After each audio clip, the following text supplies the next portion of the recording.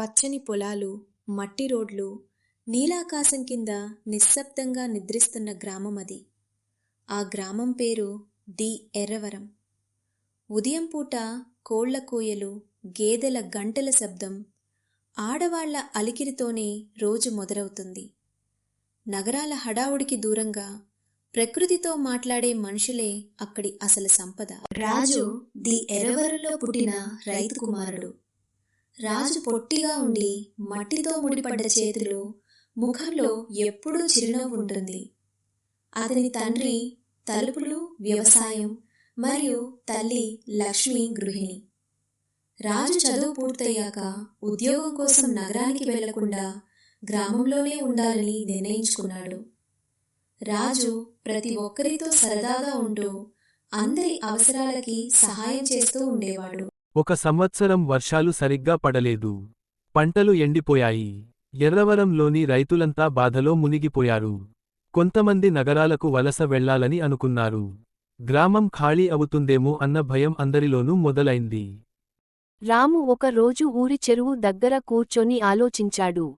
మన పూర్వీకులు నీటిని ఎలా నిల్వ చేసేవాళ్ళో తెలుసుకోవాలి అనుకున్నాడు.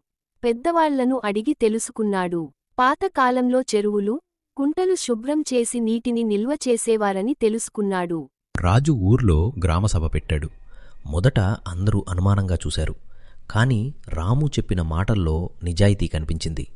మన చేతుల్లోనే మన భవిష్యత్తుంది అన్నాడు. అందరూ కలిసి చెరువు శుభ్రం చేయాలని నిర్ణయించారు. అందరూ కులం, వయస్సు తేడా లేకుండా పనిలో పాల్గొన్నారు. ఆడవాళ్లు భోజనం వండారు. పిల్లలు చిన్న పనులు చేశారు. పెద్దవాళ్లు మార్గదర్శకులయ్యారు.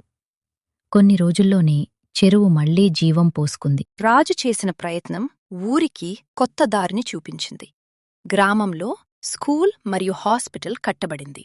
యువతకు చదువు అని పని దొరికింది. ఎర్రవరం ఇప్పుడు ఆదర్శ గ్రామంగా మారింది. రాజు పేరు ఊరంతా గౌరవంగా పలుకబడింది. గ్రామమంటే కేవలం నివాసం కాదు, అది మన మూలం. ఐక్యత ఉంటే ఏ సమస్యనైనా ఎదుర్కోవచ్చు. మట్టిని ప్రేమిస్తే అది మనకి జీవితాన్నిస్తుంది. ఎర్రవరం గ్రామంలాగే ప్రతి గ్రామం నిలబడాలి.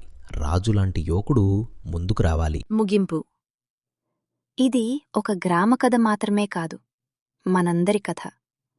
మన మూలాలను గుర్తుచేసే కథ. Written by Vijay.